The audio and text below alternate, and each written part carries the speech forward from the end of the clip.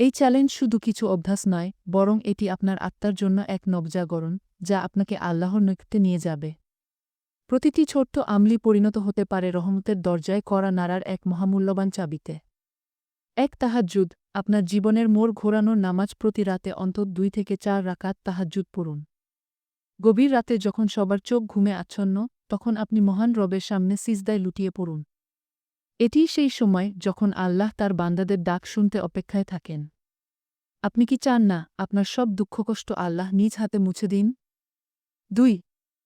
ফজরের সুন্নত, জীবনের সবচেয়ে দামি 2 রাকাত। প্রতিদিন ফজরের 2 রাকাত সুন্নত নামাজ আদায় করুন।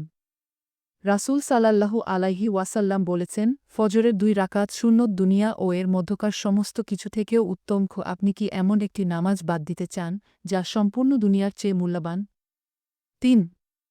সূর্যোদয়ের আগে কোরআন তেলাওয়াত, আপনার আত্মার পাথে প্রতিদিন সূর্যোদয়ের আগে কিছুক্ষণ কোরআন তেলাওয়াত করুন। আপনার দিন শুরু হোক আল্লাহর বাণী দিয়ে, যাতে সারাদিন আপনার হৃদয়ে প্রশান্তি থাকে। 4. মোবাইলে 10 মিনিট, কিন্তু অর্থপূর্ণভাবে প্রতিদিন অন্তত 10 মিনিট কোরআন তেলাওয়াত, ইসলামিক লেকচার বা নাশিদ শুনুন। এটি আপনার হৃদয়কে পরিশুদ্ধ করবে এবং আপনাকে আল্লাহর পথে আরও করে তুলবে।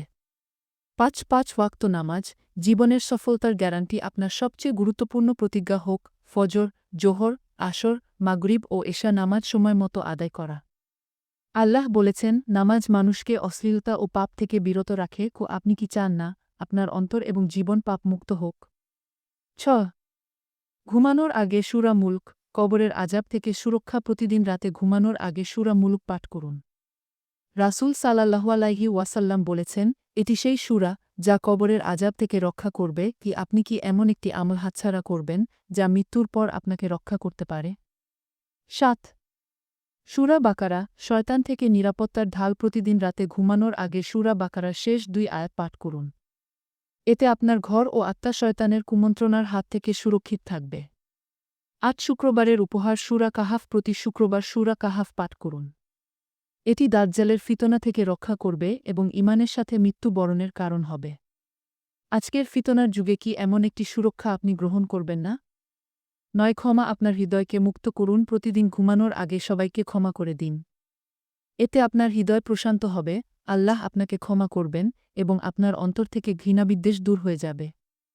10. ইস্তিগফার, ক্ষমার দরজায় করা নাড়ুন। প্রতিদিন অন্তত 70 বার আস্তাগফিরুল্লাহ বলুন। এটি শুধু মুখের কথা নয়, বরং আপনার জীবনের পাপ মোচনের এক সুবর্ণ সুযোগ।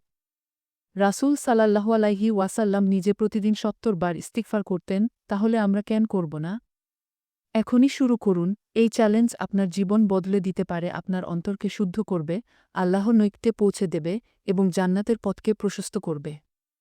40 দিন শুধু চেষ্টা করুন, দেখবেন আপনার হৃদয়ে অজানা এক প্রশান্তি নেমে এসেছে। আল্লাহ আমাদের সবাইকে কবুল করুন।